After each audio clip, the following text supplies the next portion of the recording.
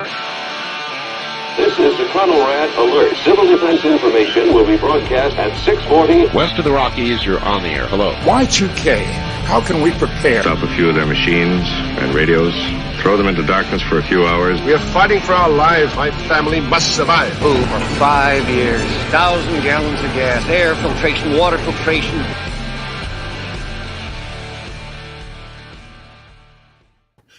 Coming at you from the frozen tundra that is East Central Alberta, Canada, streaming live on YouTube, Facebook, Twitter, Twitch, Telegram, Rumble, and Odyssey. Welcome back to the workshop where we create community, find freedom, promote preparedness, and share success. I am Toolman Tim. This is Mrs. Toolman. How are you? Good. And today is March the 3rd, 2023. And this is episode 266 of the Workshop Podcast. So those of you out there in recording land, how the hell is everyone? What have you been up to this week, Mrs. Cook? Just work. Caught you off guard, didn't I? Yeah. She's like, oh, I don't know how to answer that. Oh my God, I'm so asleep. I don't know what to do. It's been know what I've been up to. It's been a long week, hasn't it? Yeah, it has. I know what you've been up to, but everyone else out in internet land doesn't know what you've been up to. How's the daycare going? Good. Keeping you busy? Yeah. Yeah, I know that. Yeah, it's good. And today I spent the day beating my hands up and tearing out a floor in the at the new rental we bought, and it's an absolute mess over there, but that's good. So, all right. So tonight we are going to deal with Last of Us Episode 7, otherwise known as Left Behind. What were your overall thoughts of the show before we dive in? I didn't really like this episode. It was definitely the lowest. I would say if I had to rate all the episodes, it was definitely not my favorite. How about you? No, it felt like one of those, just like a filler. It really, episode, and you hate to say filler because when it comes down to it, every episode tells a story and they have to build the characters, but this felt like a filler. It really did, didn't it? Yeah. So we're gonna dive into it. We're gonna talk about it. Here's my other thought. I don't know if did I mention this to you or not, but when it comes down to it, I don't know how the hell they're going to wrap up the story in 2 episodes. Because they're not. I don't think so. No, I think they've already let out the cat out of the bag that it's not getting wrapped up. So you think they're going to go season 2 from... I think so. Yeah, like as in wrapped up, as in like where Joel gets killed, or at least to the end of the events from the first game. I don't think so. I think they're pushing it. I think so too. Yeah. I hope so. I can live with that. You? Yeah. Well, because they've kind of already let it out because Pedro's still filming. That's true. So, yeah, a little bit. Yeah, I don't think that they're not going to wrap it up in 2 episodes. No, I don't. I think you're right. I hope not. You know what? I'd be totally cool with a whole nother season of Pedro Pascal. He's a beautiful human being and a great actor too. So yeah. I know there's somebody else in our family that agrees with this. So I always get a teaser.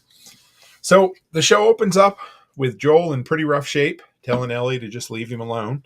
And she's kind of there thinking, well, I don't know what I'm going to do. And I thought, and they go to a flashback, and then it turns out that the entire friggin' episode is a flashback. And I don't think they had to do that. Okay, so I kind of agree because, all right, let's slide back a little bit. The big thing was IMDb. They said, oh, guess what? They've been review bombed. Everybody bombed the show and made the rating low. And so they had to put on a modified rating because the episode got kind of a shitty review. Okay. Now, they're blaming it because it was an LGBTQ episode, but no, that had nothing to do with it. No, not. And if you read the reviews on IMDb, I went through and read, there was about 10% that give it a 1 star out of 10. I hate it when they do that. I know. Like, just because it has like diversity in it or something that is not the norm, that is not the reason why the show sucked. Like, the reason why the show sucked is because they were letting Ellie run it. Right. And it's the exact same thing I've said the whole time. She cannot carry the show because the poor thing can't act. And it has nothing to do with her being a lesbian. It has nothing to do with the other girl being a lesbian. It has the fact to do is that her acting sucks. And it was a whole show based around kids, which I don't like anyway. And it was annoying. It was a fairly boring episode, to be honest. Like, I just didn't get into it. I was not, I don't know. I couldn't enjoy it. It was kind of like when we were watching, I was like, is this over yet? I took it in my notes and I said, this is the very first episode that I was on my phone more than I was watching the show. Yep. And that's sad because I love the show, but this was not such a good, it just didn't do it, you know? And that's why I said, like, the girl who plays Ellie, she can't carry the show. No, and I think they're you think they're worried about that? And I think, this will show that she can't carry it. Right. Because, like, this whole episode, she was the main character, and it's the lowest rated one, so, like, you think that would click them in, like, okay, yeah, well, she kind of sucks, and she can't carry it. She really can't. Yeah. Well, from there, we get another they flash to Ellie, and she's running with a Walkman. I forget what the song is, but she is training to be, I want to say Hydra, but it's not Hydra. It's Fedra. That's it. Yeah. Close enough. And she said, and the bully comes along and pulls the headset off her head or whatever. And they get in a big fight, and she ends up getting called into the captain's office. Right. So, the captain was kind of cool. Apparently there's a little Easter egg in there that if you pay attention, his keychain is the Naughty Dog video game symbol. Mm-hmm. So I thought, hey, Civil Defense Canada, good to have you. They're out from Ontario. So always nice to have fellow Canadians in there. So he gives her two choices. He's like, basically, you got one of two options. Number one, you're smart enough, you can be an officer. You can live the good life. You can, some animals are more equal than others. Do you remember Animal Farm? Mm-hmm. Or the other one is you can be on literal shit duty and be stuck being a grunt for the rest of your life. And that's not much of a life to live, either way, right? Well, and I don't understand, like, they keep on, how do you say it? Like, they keep on giving the facts that Ellie's so intelligent. Right. I have yet to see any intelligence come out of that child. Like, everywhere they go, she's loud, she's obnoxious. Lippy. She's lippy. Rude. But I haven't heard any actual intelligence out of her. You know what I mean? Like, so, like, they're always like, oh, well, you're so smart. But I don't think she is. Not really. Like, the only thing that she's got going for her is that she's immune. Right. Like, other than that, like, she's just not, I don't know. She just doesn't, I know exactly what you mean. I don't know how else to put it into words, but so later on that night, she's in bed, and probably the dumbest thing in the entire episode where her friend sneaks in and puts her hand over her mouth. Do you remember? Like, I'm like, that's a good way to get yourself shot or have your throat slit or something in your sleep, Yeah. So there she shows up, and we finally get to see the flashback. Now, I will say that the writing was good because everything that happens in this episode was set up earlier on, right? Yeah. And so we'll talk about the different things that happen as we go along. But she says, hey, I want to take you out for time of your life or the night of your life or something along those lines. Show you something. Show you something. And she takes her out. What's the first thing they find is a dead body, remember? Mm-hmm. Which was kind of cool because didn't he fall over, give you a little jump scare or something like that? He fell through the ceiling. Yeah. Oh, yeah. That's it. Yeah. But they did find what looked like a really good bottle of bourbon just sitting there, which was kind of interesting. So and they implied that he had committed suicide too. Oh, right. Yeah. Because he took a bunch of pills, didn't he? Yeah. Because they said because they made a comment about the bottle being original and that he would have used up all his tickets to get it. And then they said that if I had never thought about so he used every drop of money. And she said, I don't think they were too worried about the tickets because he was, that was his way out, right? That makes sense. He was enjoying his life before he went. Chris Dixon says, "Evening tool people, good to have you." So they found the bottle of booze. So there, that was the first kind of call back to the earlier episodes because when they were sitting around the campfire, Joel gave Ellie a little drink. And she's like, yeah, I've tried this before. And she had, actually. So, well, I think Joel's was probably more like moonshine, right? Oh, yeah. Joel's was, I can't even imagine. It probably tastes like fucking battery acid. Battery acid or, what do you call it? Rubbing alcohol, something like that, But so, again, I don't want to pick on this episode, but it had its moments that, like I said, when they were jumping from roof to roof, it felt like... it felt like it was filmed on a soundstage. It's the first time. Okay. I know I've been looking at you a lot tonight, but it was the first time, every time I watched the show, it has always felt like you were in the post-apocalyptic world, right? Yeah. When they were on the rooftops, jumping from rooftop to rooftop, it looked like it was filmed on a Hollywood set. It's the first time it didn't look real. And I don't know, it took me out. And maybe I was just being picky, but I wanted this episode to be good. This episode is not from either video game. It's from the downloadable, the DLC, downloadable content or whatever. So it's like a prequel where you learn. So it's not important enough to be in the game. It's not. It was downloadable afterwards. You think that would have been a hint? Why don't we just make a whole episode about it? And I'm going to talk later on about some of the different people's reviews on it because I think it's important. But yeah, so when they're jumping rooftop to rooftop, it's the first time that I was taken out of my, willing suspension of disbelief. And I'm like, you know what? This looks like CGI with, backdrops, right? Well, and then I made the comment or I had mentioned to you that, like, basically those kids were born right there and they've been training with Fedra their entire lives. So why is it every time Ellie does something, she acts like she's winded? That is true. I wondered about that. Like, you're listening to her pant like a dog half the episode, and you're just like, this is really annoying.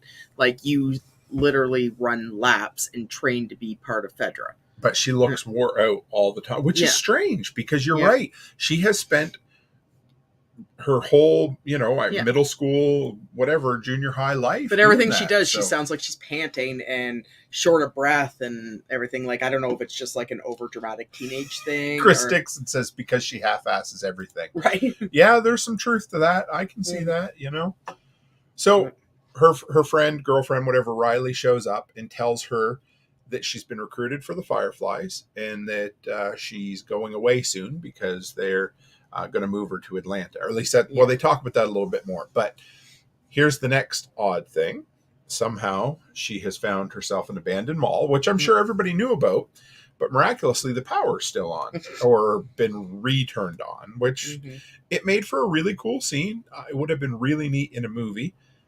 It looked good.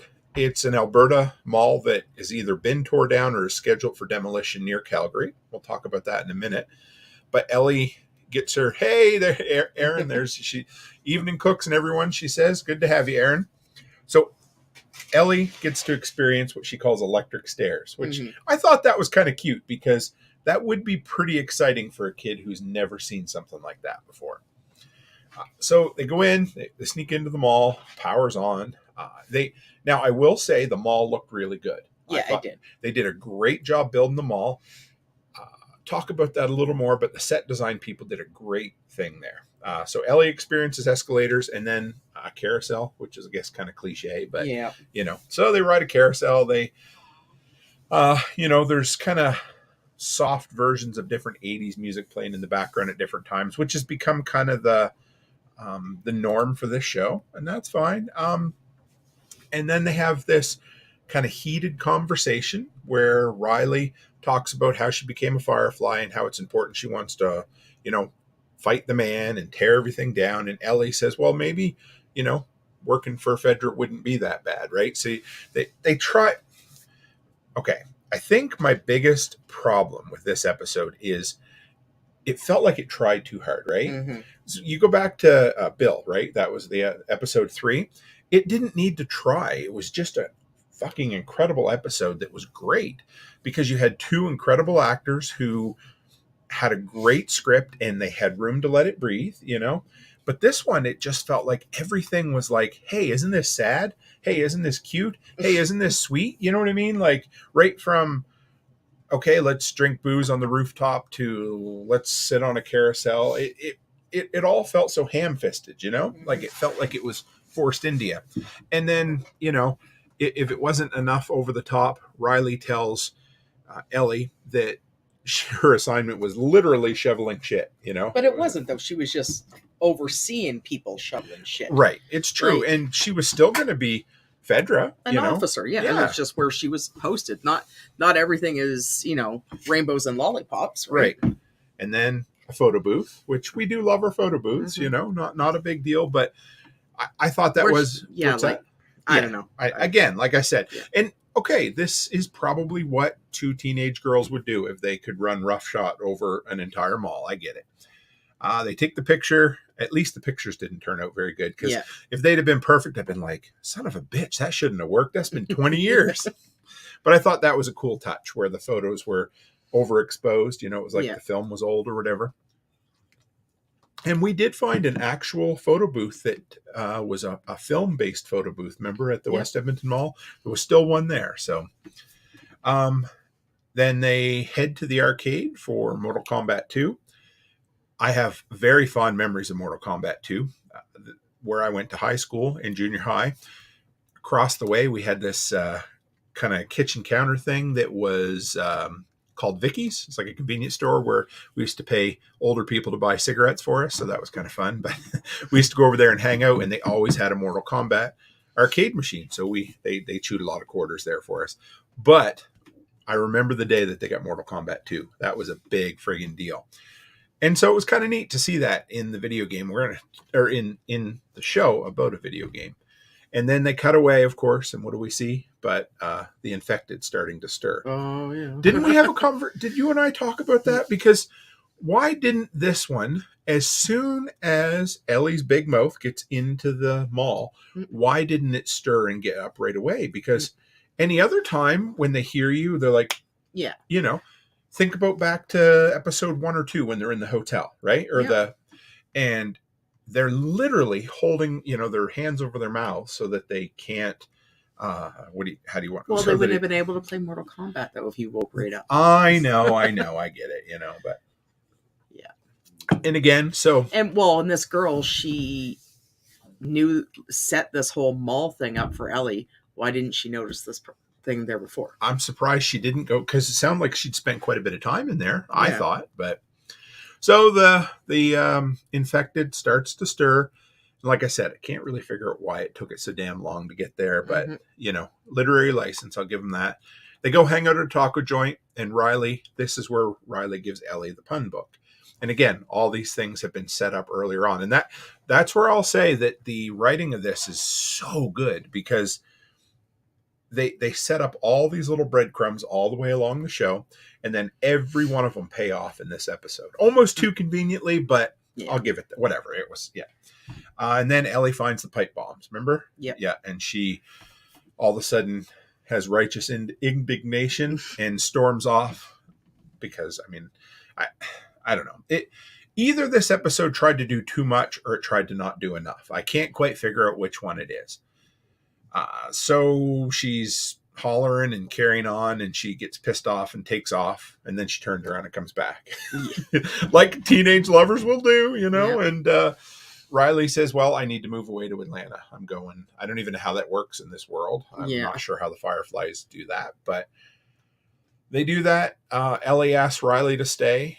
Riley says yes. They kiss, and then all hell breaks loose, right? Yeah. And this all happens in a Spirit of Halloween too, which was kind of cool. I like that. Which makes sense. I love all these little touches because, again, the collapse happened on Joel's birthday, which was in September, which means Spirit of Halloween would have been full tilt or whichever. Did they have Spirit of Halloween in 2002? I don't know what it would have been, but I'm not sure. But I slide back a little because I love the mall. They did a great job building the mall. The stores, there was what was there, a Panda Express or and a Victoria's, or was it Victoria's Secret or La Senza? I think it was Victoria's Secret, I believe. Yeah. But I'm going to talk at length about the arcade because the arcade was pretty cool. They did a great job on the arcade. So Ellie stabs the infected in the head. Mm-hmm. And then we find out, of course, which we know, Ellie's bit. And Riley is also bit. And this is kind of like, hey, doesn't this remind you of Romeo and Juliet? Except it's two girls, It's like, okay, I get it. Cool. Again, it's kind of like, I don't know. I don't want this to be shit on this episode, but it really was the lowest of the episodes so far. Because again, it was very and it was predictable. It was predictable. Yeah. And it was very much like, hey, doesn't this remind you of this? Or, hey, this should make you feel like this. But the problem is when they're so hard with that, it doesn't always work, does it? Yeah. That's what I find. That's where I was at with it. So they sit there and they're like, well, what do we do now? What do we do now? And Ellie. Oh, what do we got? Oh, geez. Thank you. Chris Dixon says Spirit of Halloween has been around since 1983. Did you know that? No.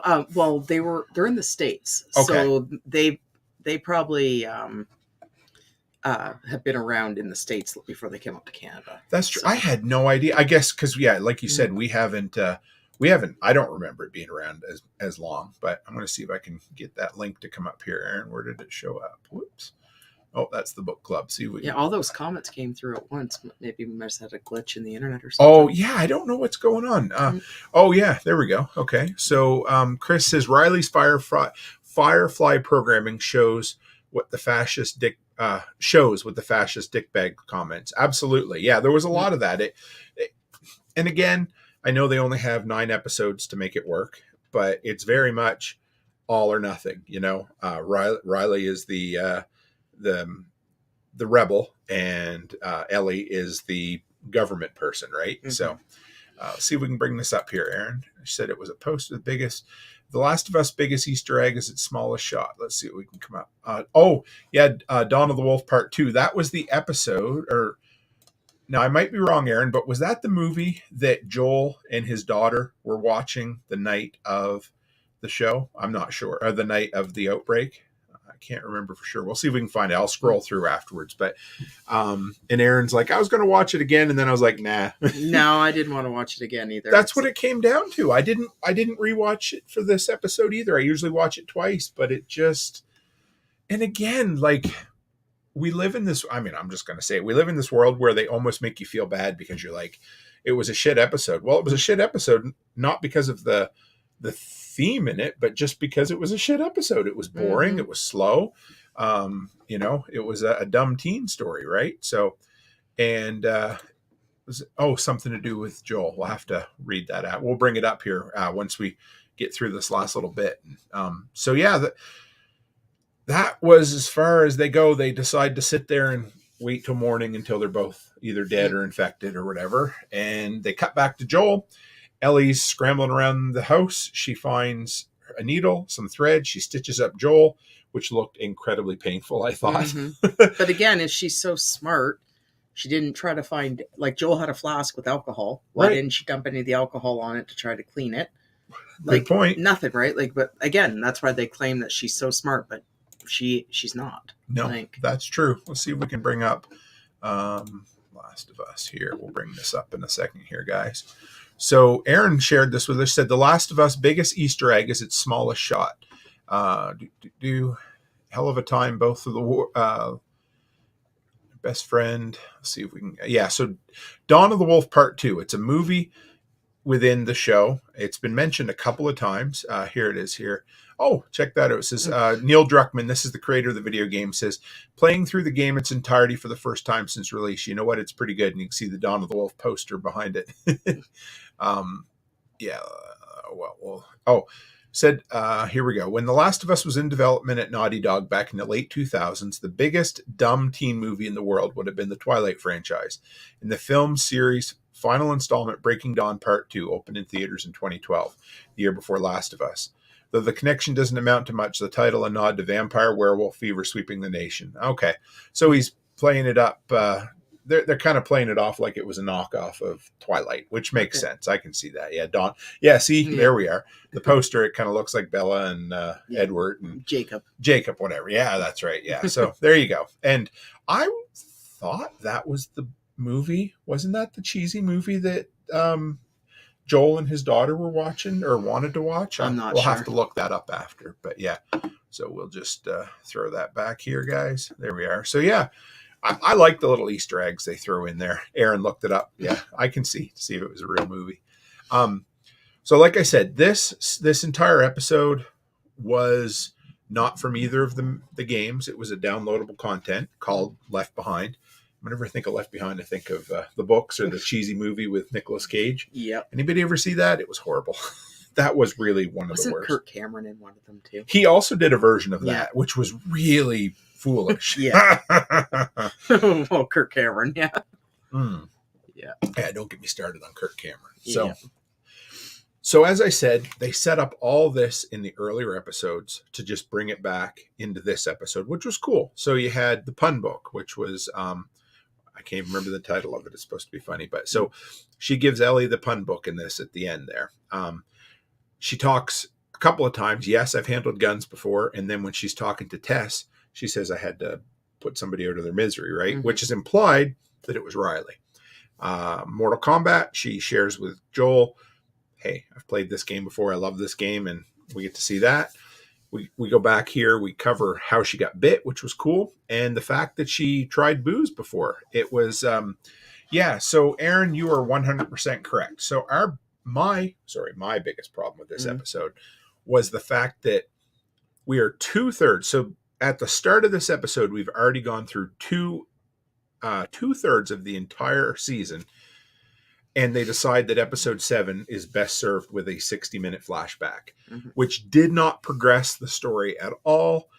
I mean, I'm not a writer. I'm not a director. I'm not a showrunner, right? So, well, I think what it's going to come down to is like the next episode's going to be, because when Joel gets hurt, he's months. Yeah, right? Yeah. It takes him a long time. Yeah, so I think it's going to be probably another one on his way to recovery. Right. And then the last episode will then be on the road again. Right. Because for those who haven't played the video game, the kind of the ending or close to the ending, I'm not going to spoil what happens, but there's a lot of action that happens, a lot of violence. So we will see what ends up happening. You know what's going to happen? They're going to leave it like on a cliffhanger, a Negan cliffhanger. Oh, like they did with Walking Dead. I could see what, and this is exactly what I saw this too. So we have 2 episodes left. We have Sunday night and then next Sunday night. This Sunday is 50 some minutes, and the last episode's only 46 minutes. So I don't know. I just do not see how they're going to end up. I don't know. Chris Dixon says filler episode, but I guess they needed to drag out Joel being hurt and show how she got bit and who she killed. Here's my thoughts on that. I think what took 60 minutes to tell probably could have been cut down to 15. Yes. I would have been totally fine with Ellie panicking upstairs in the kitchen and go, and then a flashback, right? Yeah. And you get 15 minutes of that, and then we come back and we see, because in the video game, you spend a ton of time as Ellie out trying to find supplies, trying to find food, trying to shoot a deer. All of that is very interesting, I think. Mm-hmm. Trying to keep her shit together while Joel's on the mend, or because she goes out looking for antibiotics and she does find them eventually. Well, that'll be next episode. Yes. Yeah. Aaron says maybe Pedro had to go to Disney for his second job. Mandalorian probably pays a lot more. So true. Yes. Oh my God. Yeah. He probably makes a lot more money on that one. So another one of my thoughts I had written down, and I've shared this a couple times tonight, but like I said, I don't see how they're going to get the final story told in the 2 episodes, and that's fine. In here, Aaron, I know you're always listening for the music, but you can hear Aha's Take on Me again. It's kind of quiet and in the background. Because that was in her Walkman. Yes. Yep. And right, because it was on a tape. They showed Aha on one of the tapes, right? And it's that song plays a big part in video game number 2. I should play the songs behind us. I wish I could. Yeah, then we'd get a copyright strike through and through. Yeah, I suppose you probably would. Yeah. If we did this on, a non-YouTube platform, we probably could. But YouTube would be like, "Hey, sucker, the $1.50 you make in ad revenue from this video, yep, it's going to the estate of Aha." I don't know if they're dead or not. I'm just kidding. No idea. So the mall in there was the Northland Village Mall, which was scheduled to be tore down. I'm not sure if it has been yet, but they got permission to use it from there. And it was only a 1-story mall, so they had to make an optical illusion to make it look like 2. But I think the highlight of the entire episode was the mall. They did a great job with that. Chris says, I can't believe the Walkman lasted 20 plus years. I looked it up. That model is almost 40 years old, if you want to feel old. You're right, Chris.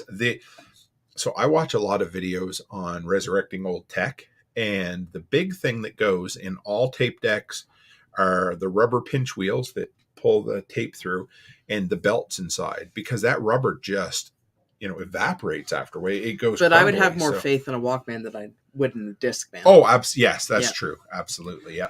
Yes, there's another one. Aaron says merry-go-round, when they were on the merry-go-round, was the Cure's Just Like Heaven. Took me forever to find that.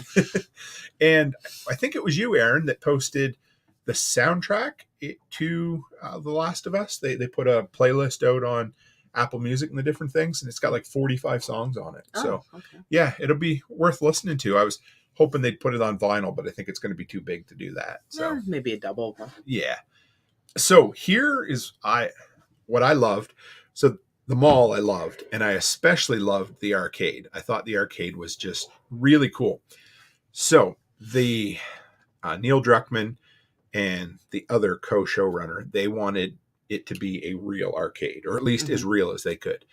So they spent a shit ton of time online in some video game forums. They bought a bunch of actual classic video game arcade consoles from collectors, had them shipped in, hired this is the work these guys did, hired 2 experts from these video game forums, brought them in to set everything up and set up this entire fake arcade, which I thought was cool. Now, here's the thing. Anybody remember the old arcades? I don't know of anybody else. They always had a plastic cover over them, and you could see the CRT screen in there. Well, here's the thing. Those CRTs, do you remember when you were a kid and they'd show a picture of a CRT monitor on TV?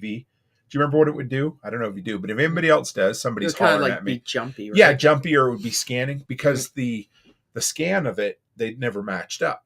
Well, you can't really film CRT monitors today because they're going to do the same thing. So this is what they ended up doing. They tore the CRT monitors out of all of these video games and rebuilt them with LCD monitors. And then these guys one guy, when Ellie and them were playing video games, he was laying down behind the machine, turning on the video each time they would play. So the work they put into it was crazy.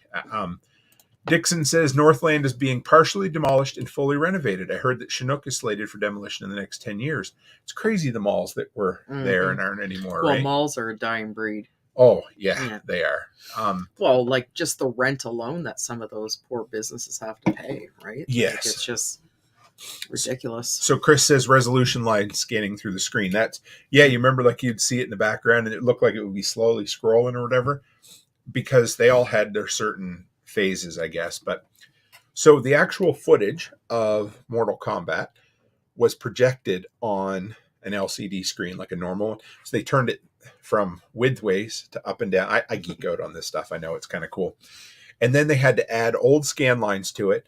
They had to squish the picture to make it look like it had rounded. So it was all done on an LCD screen, but they worked really hard to make it look like an authentic vintage video game, which I will pat them on the back for the hard work they put into it, absolutely. But they spent a ton of time and a ton of energy to recreate what they called an authentic 2002 or 2003 arcade. Although I have to say that even then, arcades were pretty rare. Like they existed in the malls, but they weren't around like they were in the 90s, Oh, no, I remember the one mall in Sarnia had 2 arcades in it. Yeah. And I love the arcades, but I mean, home video game consoles. And how many does West Ed have? Couple, 3 or 4. Yeah. None of them are great, but well, the theater one is. Well, it was until you beat them at their own game, and then they had to change. Yeah. So Miss Cook here has an addiction to claw games in arcades. It's because I'm good at it. You are good at it, and she went in there and they had this big claw machine that have these big cardboard circles that say like 600 tokens or 500 or 1,000. And every time we'd go in there for like 3 months, she would clean up on them. We would get their biggest prize and then we would leave. And then after a while, the manager got to know us. Yep. And the next time we go in, the machine was completely changed. So there was no tension on the claw machine anymore. You ruined it for us, but we have a whole stack of board games we'll never play because you spent hundreds of dollars in the arcade and had a great time. I didn't spend that much at that one though. Well, I know, but so I went to Rotten Tomatoes, and again, same as usual, it had one negative review. Just one? Yeah. The problem was it was in Spanish. So I couldn't read it to you guys. But I did go on IMDb because it was a whole big thing that they're like, hey, guess what? The score is really low. And I thought, well, let's see what people are saying. But this was, to me, a bit of a good capsule of what people were saying. This is from Camila something or other. I don't know. Anyway, said, do yourself a favor and skip forward until 5 minutes before the ending. This is like a soap opera show, boring as hell. If I wanted to see two teenage girls dancing around for 30 minutes, I would just go to my niece's homecoming. It felt like a telenovela, which is the Spanish soap operas my grandmother used to watch. The script was boring, predictable, and completely lacking excitement. I agree with her. Can I just be honest? The girls didn't have any chemistry either. No. They I don't know. Not like Bill and his man. You can say what you want, but those two were sweet. I agree with her. It was awful. Like, it was boring. It was lackluster. It's a shame we didn't have as much to talk about tonight because it was such a shitty show. It was really shitty. Oh my God. Yeah. Aaron says super weird. Yeah. Mm-hmm. I mean, I don't know. Well, and you know what's funny though is that I don't know if why can't I ever think Bella? of her? What is her? Yeah, Bella. I don't know if she actually is LGBT in real life. She kind of strikes me like she might be. I don't know. Because she has that. She reminds me of Ellen Page when Ellen was younger. No, she has the same vibe as the main actress from House of Dragon. Oh, okay. Because she's LGBT. I think what do they call it? Androgynous or something? Kind of masculine or something? I don't know. Well, she dresses the same way, acts the same way, carries herself the same way. Okay. But so I kind of get the vibe that she might actually be. Okay. But the problem is, it's funny because I don't know about the other girl. I don't know if she is or not. But then you watch episode 3, Nick Offerman isn't. No, and that's good point. For the love, you would think that episode was incredible. Yep. I don't even know if the other guy is. I have no idea either. Yeah. I don't even know. Nick Offerman is not gay. No, he's married, and there was so much chemistry between those two. It was incredible, and the story was wonderful, and the everything. But it just felt like this. That they were just forcing it down these kids' throats, this is what you have to do. But you could tell they were awkward. They didn't mesh with each other. That's what I thought. I don't know. So Aaron asks, is it part of the game?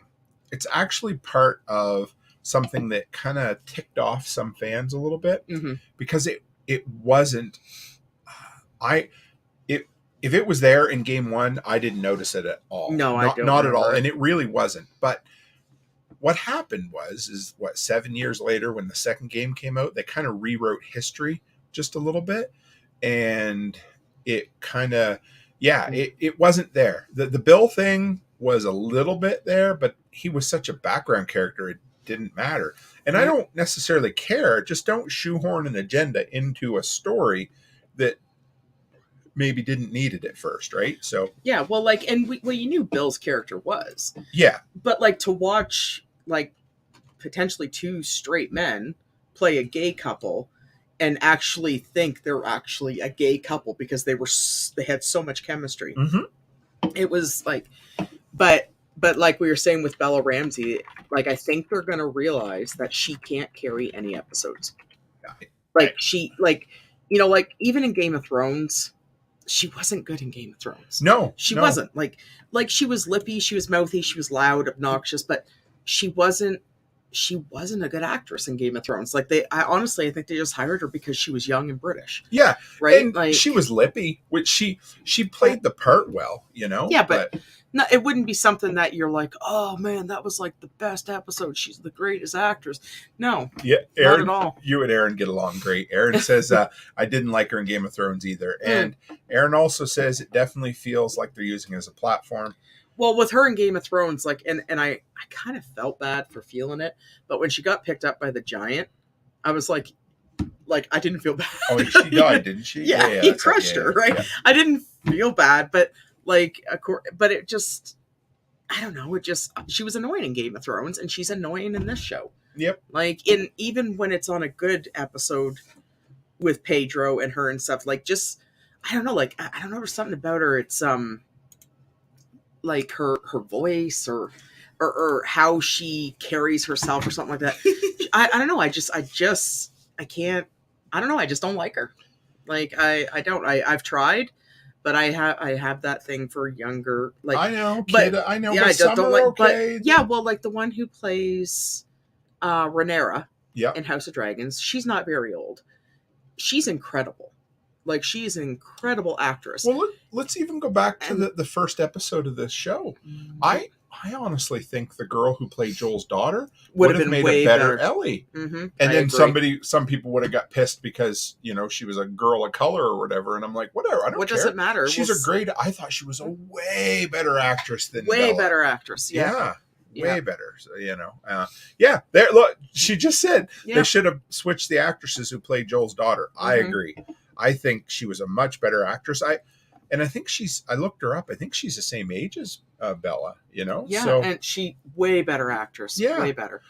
But again, we didn't watch her long. I know, that's true. We got 2 actually, episodes. I'd say 1 episode with her, right? So, yeah, you don't want to get too far ahead of yourself, but she does come from good acting stock too, because her was it Thandie Newton? Thandie Newton. Yeah. So, and she's a good actress. I like her. Yeah, but I really do wish that like, I don't know, maybe they'll flop it around where Ellie's one that gets killed. Oh my god! I don't know. I don't know. Like, they could have did so much better with the actress pick on her. I think. I agree. Like, I think honestly, if they go the same route as the video game with Joel, that show it's going to be shit. Yeah.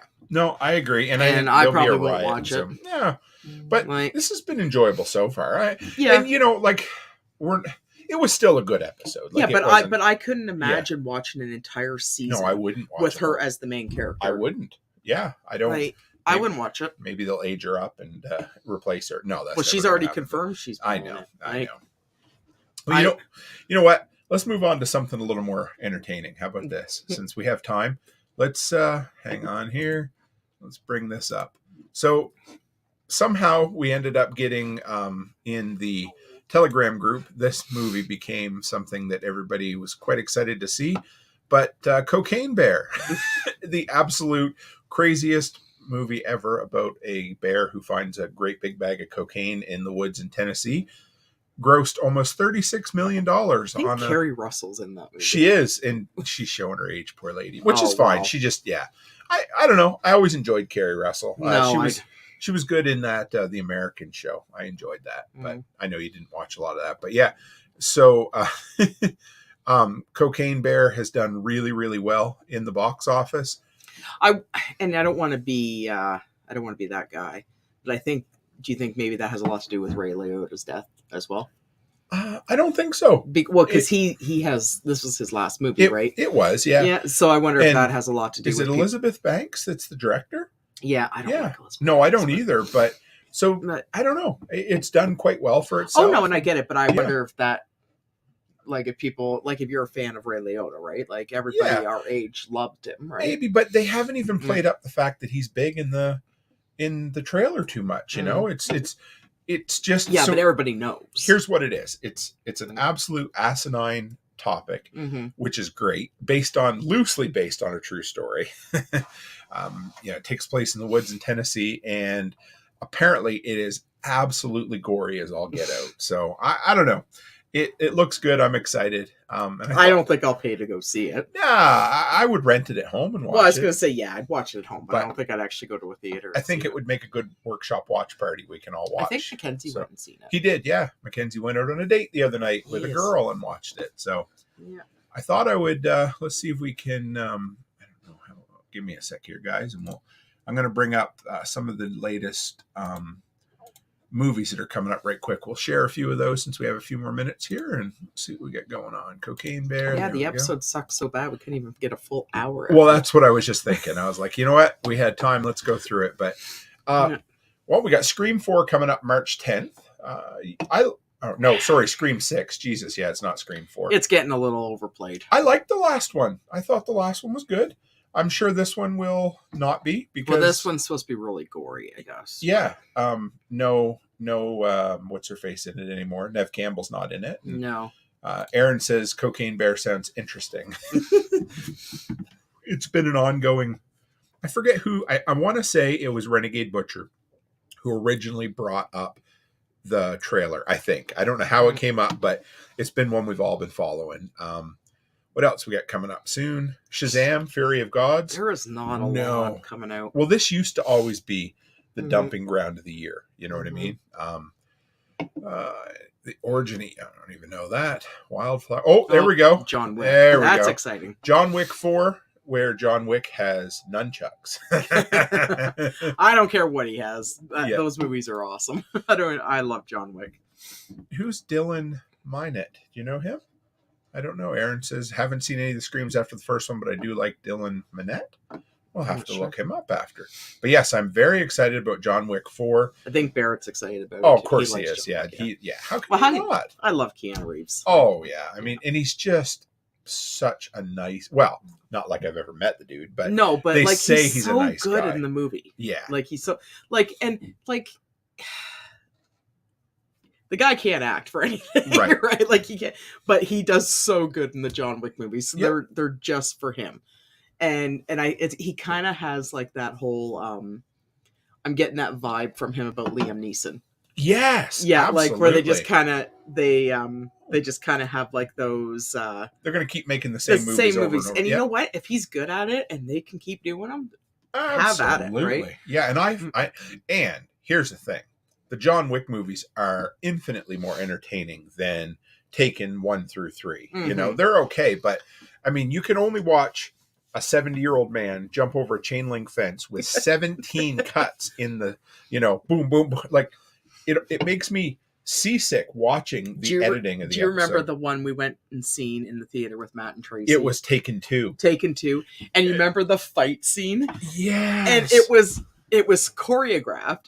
But it was slow motion, Liam Neeson. Like honestly, you could have punched that guy 15 times before Liam Neeson threw his punch. Absolutely, it was bad. The slowest. And you remember when we left, Matt was like, "That was the best movie I've ever seen," and we're like, "It was complete bullshit." But anyway, the fight scene was incredible because they're like, you're watching two geriatric patients fight, right? Like they were slow, and it was so slow. And you're like, that is the slowest fight I have ever seen. This one right here, Beau is Afraid. We saw a trailer for that. It's Joaquin Phoenix where he plays all the different parts of life. Yes. It's like a fever dream. It actually looks... It looked interesting until they had the cartoon characters.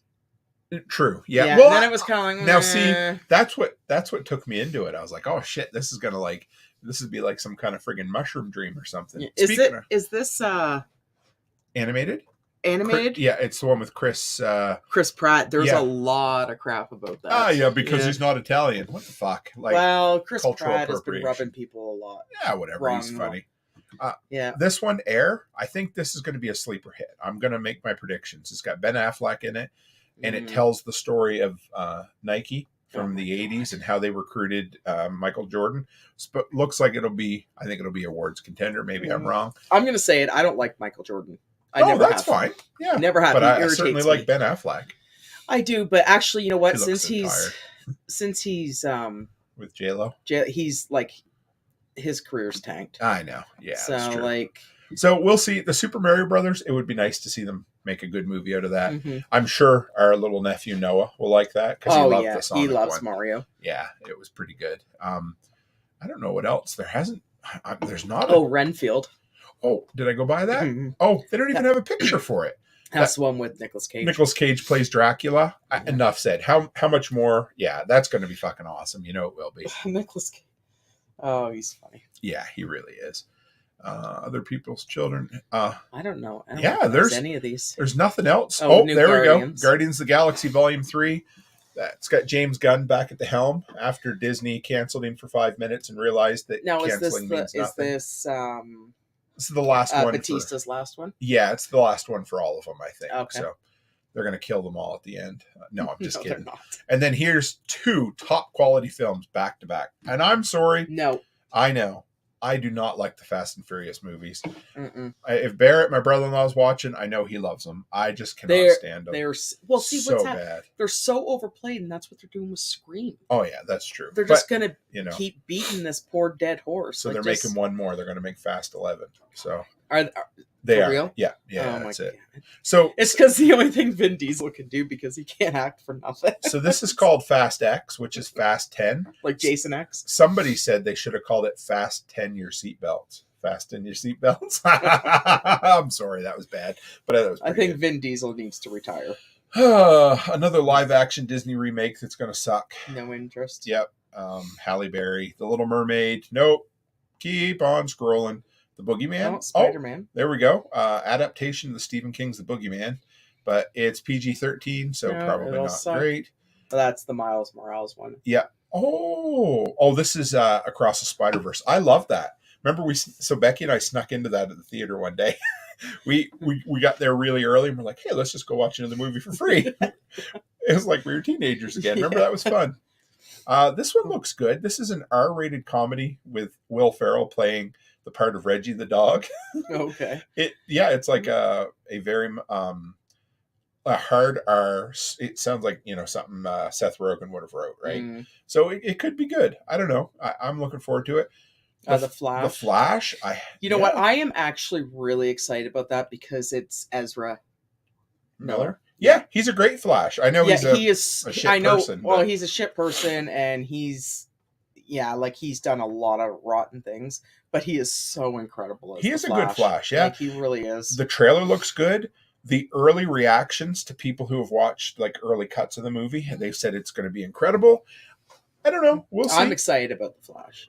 Wow, is that Furiosa? Is that it? I didn't think that. So that I think is the Mad Max sequel that plays a young version of Charlize Theron's character. Yeah, I didn't think that was going to be made. Oh, Indiana Jones. Oh boy, gonna say it. Watching it. Liam Neeson.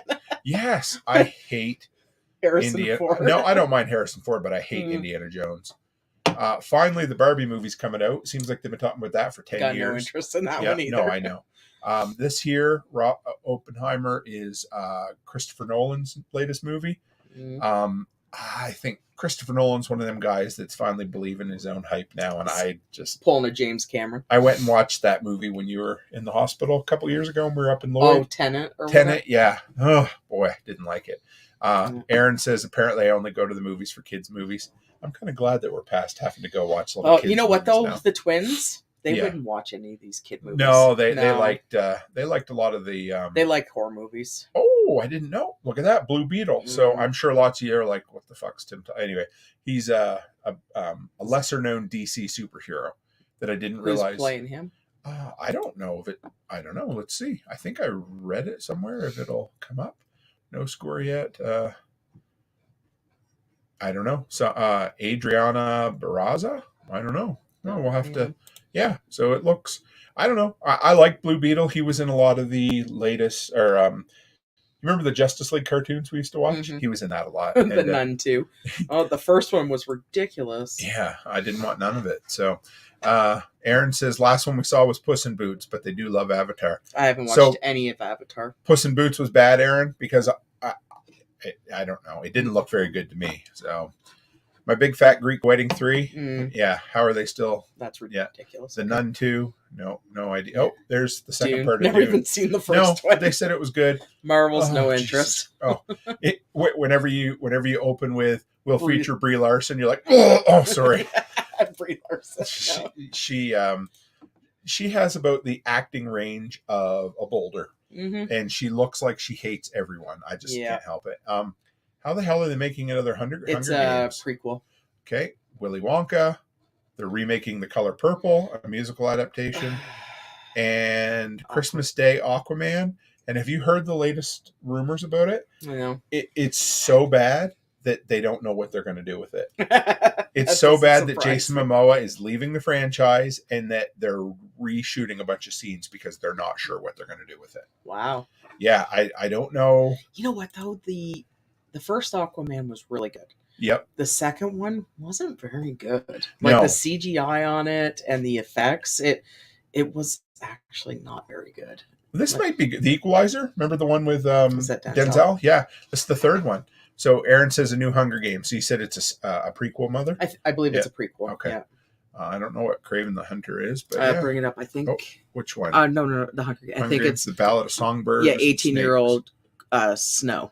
Okay. Yeah, that's the character that Donald Sutherland plays is Snow. Okay. So it's like it's not based on any books, then, is it? No, okay. So it's like a prequel. Okay. To where he's 18 years old, right? Because in the other one, in the new one, he's like in his 60s or 70s or whatever. Right? Yeah. Well, I don't think. Yeah. I think Donald Sutherland's actually been dead for about 20 years.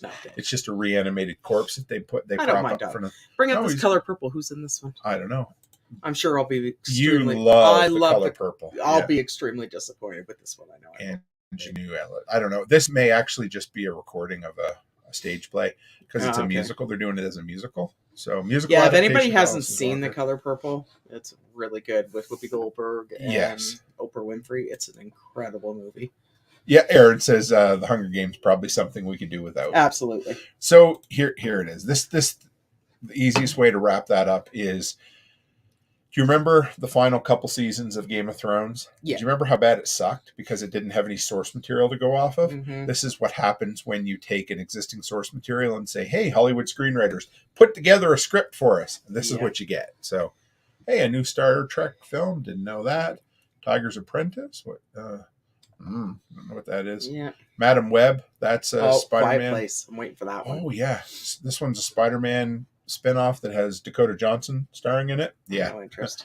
Quiet Place. I don't like Dakota Johnson. Day one. I'm excited about this one. Bring that up. Yeah. That's only less than a year away. It's a prequel that tells the story of how it started again, which is kind of cool. So, well, that's okay. I'll take it. They're I like great. the Quiet Place. Oh, yeah, they are. I was going to say Captain America. Is that with... I think so. Yeah. Is it Anthony? Anthony Mackie or Mackie or whatever. Yeah. Mackie. Anthony Mackie. No interest. No, he hasn't been very good. No, what was the one above the Spider-Man? Is that the one with Tom Holland? I think this is another animated one. Oh, is it? Yeah, Across the Spider-Verse. Pretty sure. New Garfield. No interest. This one's If. That would be a sequel to It. No, not really. They are doing a prequel to It. Are they? Oh, yeah. It's going to be an HBO TV series. And it's got Skarsgård playing him. Right. So. Just what the world needs. Another Karate Kid film, I think. Just another Mission Impossible. Nope. But another Transformers. I have Please tell me Mark Wahlberg's not in that one too. Yeah, I don't know. Twisters. Oh, here we go. A 9. What is this? Where did it go here? Transformers: Rise of the Beast will take audiences on a 90s adventure and introduce the Maximals, Predacons, Terracons. It's got Pete Davidson. Oh, so he's. Oh, it's got Peter Dinklage. Oh, okay. Yeah. I would, and he's not in it for Ron very long. Perlman. No, I would say Peter Dinklage has a really short part in it. Probably. You get it? Yes.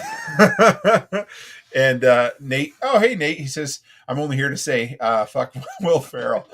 I don't like Will Ferrell either. Neither do I, but I do love Step Brothers. That's the only movie. And that's a lot to do with John C. Reilly. So they do have good chemistry, though. Yeah, they do. But, in case anybody wants to know, they're making a long-gestated sequel to Twister called Twisters from 1996. Yes, this is not about the video game, or not about the board game. It's not about Twizzlers or anything like that. It's a new Blade movie. No thanks. Deadpool 3. Gladiator 2. Yeah, I know. How are they going to sequel that? I don't know. Avatar 13. He died at the end of Gladiator. Yeah. And how are they going to sequel it? Like when what I understand, Gladiator from early 2000s? 2000, I believe. Yeah. How are they going to sequel that? I don't know. Avengers: The Kang Dynasty. Is that the one with? Is this one with John Krasinski? I believe so. Yeah. Nate says, "Yeah, Maximus is dead, and it ain't going to be the same." Absolutely. Yeah. Let's see if this is. Doesn't even, they don't, I mean, we're out 2.5 years now. So yeah, because John Krasinski was really good in that Fantastic Four. Yeah. And this actually is supposed to be really good. The Kang Dynasty. Okay. New Avengers. And then, of course, the Batman Part 2, which... Is that Ben Affleck? No, or that's Robert Pattinson. Yeah, that's emo Batman. I think they're up for, I think he's up for an Oscar. Really? I'm pretty sure I never heard that. Yeah, bring it up. I'm pretty sure right. he was in the Oscar noms for that. No, they actually didn't know they released it. That shows you something. Oh yeah, just hang on. Let me see if I can find. Here we go. Variety folder. I'm pretty sure I've seen it. Interesting. I know. It might have been crazy. You might be right. So let's scroll down till we can find. There we go. So Best Picture, All Quiet on the Western Front, which we haven't watched yet, but I think that's a foreign language. I think that might be in German. It's supposed to be good. Avatar. Okay. Do not love Avatar at all. No. But it's cool to see a big budget film nominated for Film of the Year. Elvis? Oh. You know what? I watched Elvis. Yeah, you didn't like it, did you? No, I did. You did? It was really good. And the guy who played Elvis was great. Incredible. Could you imagine Hollywood, they will lose their collective shit if Top Gun Maverick wins Movie of the Year. And I will rejoice just simply because it'll just burn the whole establishment down, right? So, yeah. So let's see. Best Director. So it sounds like this Everything Everywhere All at Once is the Oscar darling this year. So, okay. Austin Butler. That's who plays Elvis. Austin Butler plays Elvis. Interesting. Oh, who's going to Brendan Fraser will win it because everybody loves the fact that he gained all that weight and then lost it, right? And that's fine, but I didn't know Anna de Armas could actually act. But anyway, Cate Blanchett, it's basically like, what's she in this year? Let's nominate her again for another act. Yeah. Yeah, I'm pretty sure I've seen the Batman up there. Brendan Gleeson. I love that guy. He is such a great Irish actor. But he's up for supporting actor. I didn't see. He wasn't there, baby. I don't think.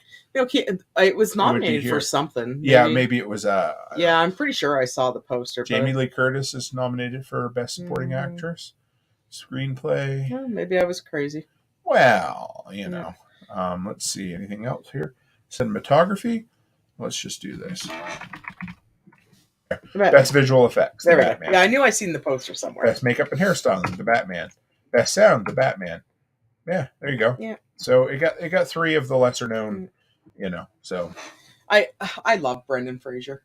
I really do, but it kind of reminds me of when you're in school and try not to be too mean about it or anything, but when you're in school and you get that one handicapped kid, right? And they nominate them for all the school awards just so they can see the kid run up the aisle and high five everybody, right? If anybody wants to send any hate mail, send it to Becky. No, I'm just kidding. I know, but you know what I mean. Yeah.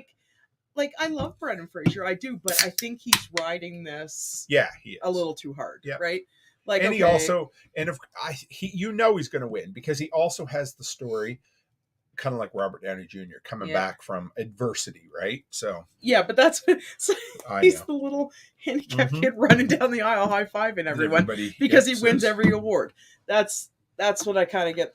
I'm not saying it to be mean. I'm really not. I know. I'm just but it reminds me because they did it at my school.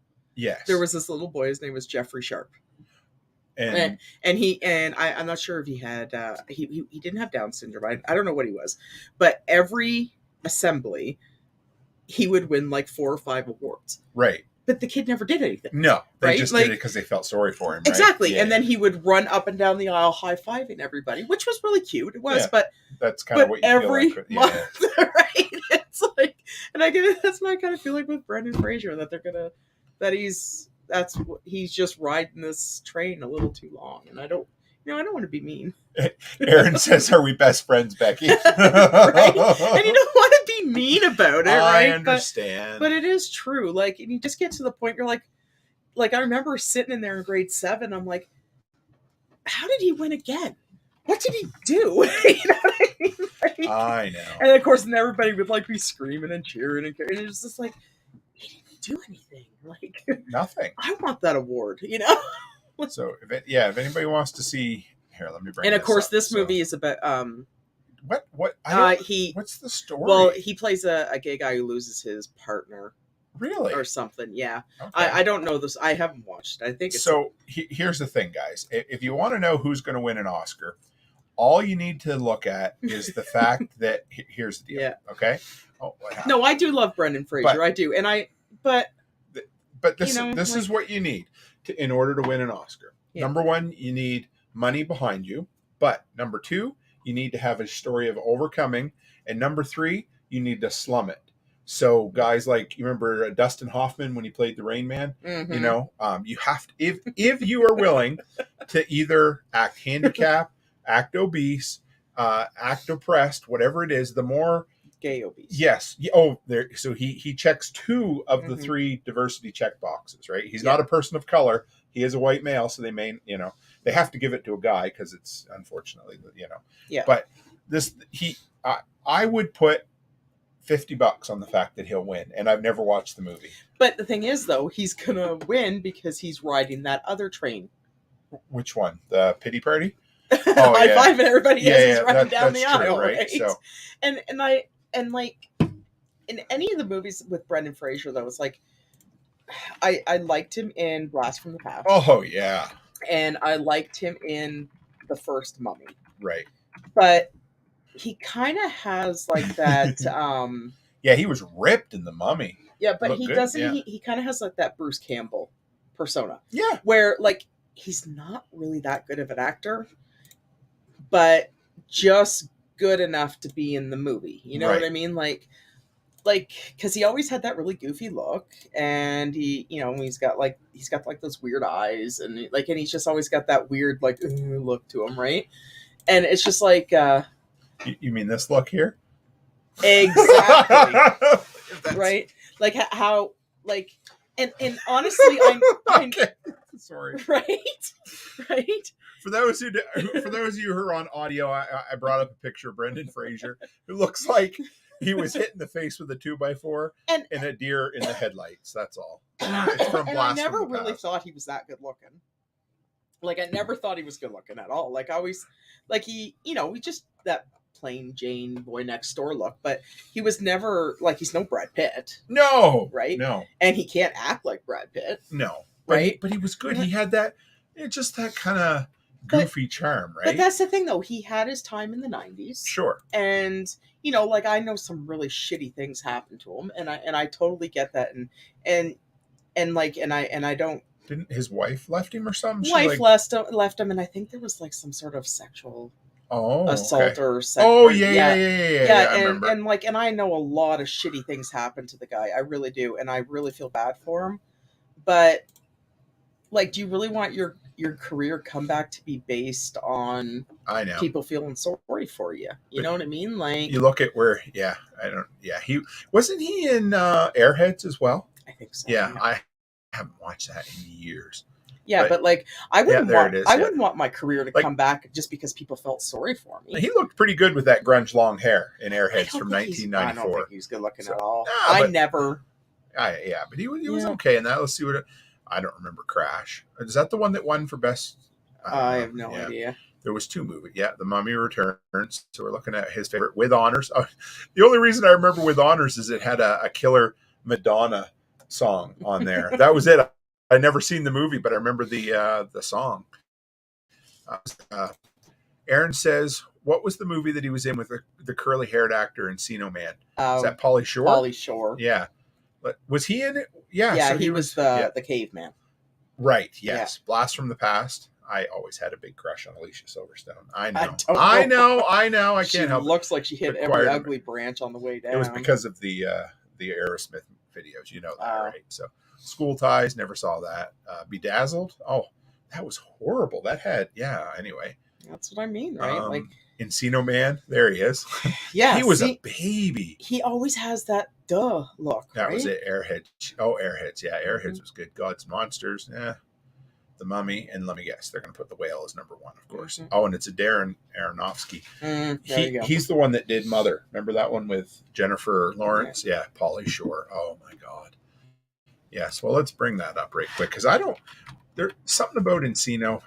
Did you ever watch Encino Man? Oh yeah. I've never seen it, but was it not It's any not good? No. With listening to Pauly Shore do his stupid little buddy noises. I can't be the only one that hated Pauly Shore, right? Stand him or clucking like a squirrel or whatever he does. I don't know what he does. I don't know. Yeah, he never did. Yeah, I never thought he was funny at all. No, he's not funny. He kind of reminds me of Chris Rock and all that. Like just loud. At least Chris Rock was a little bit talented. No, he's not. He's just loud. Well, I suppose, but Kids in the Hall. He was in. Brendan Fraser was in Kids in the Hall. Placebo Patient. Airheads. There it is. Son-in-Law. Oh my God. Yeah. So I just was not. There it is, right there.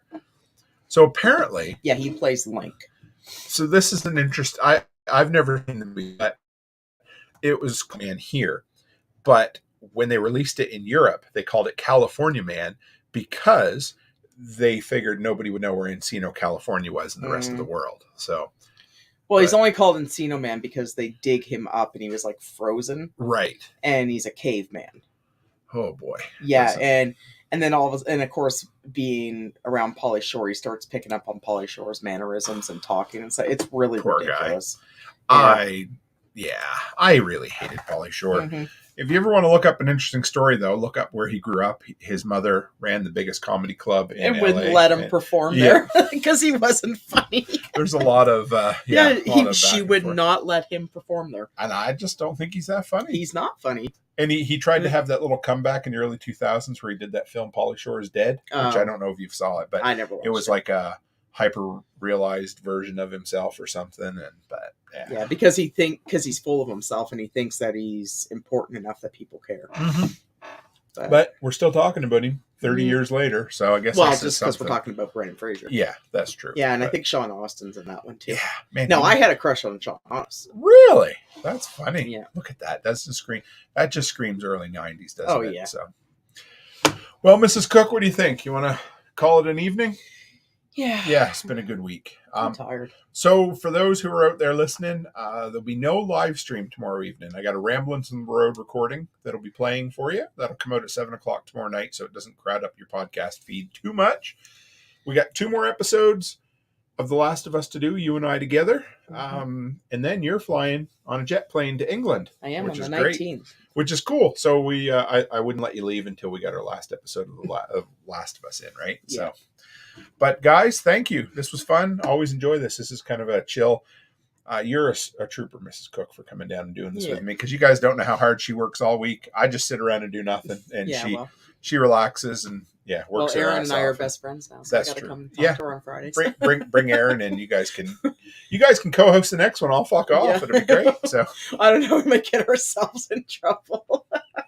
I'll be like, hon. Next thing you know, he's banned from YouTube. Why do I have a community guideline strike? I don't understand. So Aaron says, hope for a better episode of The Last of Us next week. I agree. I think it will be. I can't they got to redeem themselves somehow. Oh, yeah. Yeah, it's pretty bad. That's what it was. So, yeah. All right, folks. Take care. And as always, stay happy, stay healthy, and have a great week. Aaron says we appreciate it.